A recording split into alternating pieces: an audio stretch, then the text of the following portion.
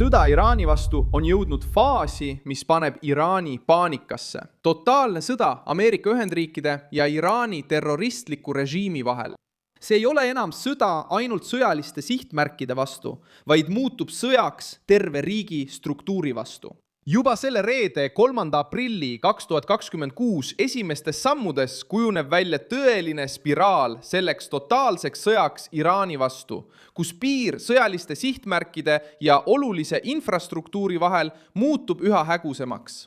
See arusaam sai jõudu juurde pärast seda, kui avalikuks tuli rünnak suure silla vastu Teherani lähedal.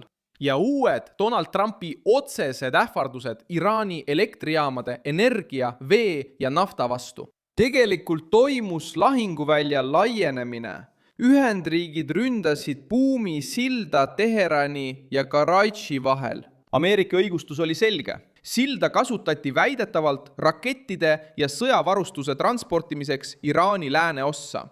Samal ajal hakkas Trump avalikult rääkima Iraani elektritaristu, naftaväljade, Kargi saare ja isegi soolavee magestamise rajatiste ründamisest, kui kokkulepet ei saavutata ja kui Hormuzi väin jääb endiselt blokeerituks või piiratud. See muudab sõjatooni, sest enam ei räägita ainult heiteseadmetest, radaritest ja baasidest, vaid Iraani territooriumi toimimisest tervikuna.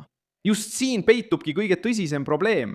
Kui sõda ei keskendu enam ainult selgelt sõjalistele sihtmärkidele, vaid hakkab hõlmama sildu, energiat, vett ja logistikat, siis liigub konflikt hoopis teisele tasemele. Mõiste täielik sõda tuleb mängu siis, kui sõjalise rinde ja tsiviilstruktuuride vaheline piir hakkab kaduma ning praegune kontrast on tugev. Kui Ameerika Ühendriikide keskväe juhatus jätkab teadete avaldamist droonide, laevade, õhutõrje ja juhtimiskeskuste vastu suunatud tegevuste kohta, siis Valge Maja poliitiline sõnum juba suunab arutelu edasi. Iraani elutähtsate rajatiste jaoks muutus sõnum süngeks. Selle eskalatsiooni keskmes on Donald Trump, Pentagoni, Iraani revolutsiooniline kaardivägi ja konfliktis osalevad liitlased. Iraani poolel ei olnud samuti taganemist. Revolutsiooniline kaardivägi ähvardas suuri Ameerika tehnoloogiaettevõtteid, como Apple, Microsoft. Ja konflikt on juba levinud rafineerimistehastesse, lennujaamadesse, elamupiirkondadesse. Revolutsiooniline kaardivägi. In outras nações da região. Mis toimub? Toimub? Sellel reedel tabasid Iraani rünnakud vastusena rafineerimistehast ja magestamisjaama Kuveidis. Samal ajal süüdistasid Ameerika võimud juba Teherani selles, et nad kasutavad mitte revolutsioonilist kaardiväge. Ei, taganemist, revolutsioonilist. Ei, oli taganemine, revolutsiooniline selles. Seetõttu lahkus sõda piirkondlikult tasandilt ja hakkas ohustama kogu maailma majandust. Umbes 40 riiki on juba arutanud meetmeid laevanduse taasavamiseks. ÜRO valmistab ette hääletust kaubandusliku liikluse kaitse kohta.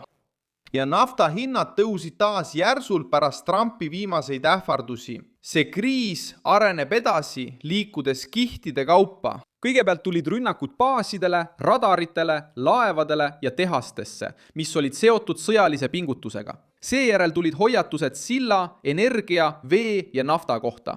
Samaaegselt tugevdasid ameeriklased sõjalist kohalolekut piirkonnas, saates tuhandeid langevarjureid Lähis-Idasse. Samal ajal, kui analüütikud hakkasid arutama isegi Kargu saare hõivamise võimalust, näitab see, et surve ei ole enam ainult õhust või diplomaatiline. On olemas reaalne oht operatsioonide laienemiseks, sealhulgas agressiivsemate meetmetega Iraani tulude, liikuvuse ja varustuse lämmatamiseks.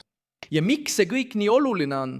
Sest nüüd satuvad Iraani kaubateed ja isegi eraettevõtted kokkuvarisemise ohtu ning sõda saab uue tähenduse. Selle reede sõnum on karm. Me ei näe siin piduri tõmbamist, vaid ohtlikku avanemist faasile, kus kumbki pool püüab teist täielikult lämmatada. Ameerika Ühendriikide ja Iraani vaheline kokkupõrge võib muutuda sõjaks mitte ainult sõjaliste sihtmärkide vastu, vaid kogu riigi struktuuri vastu.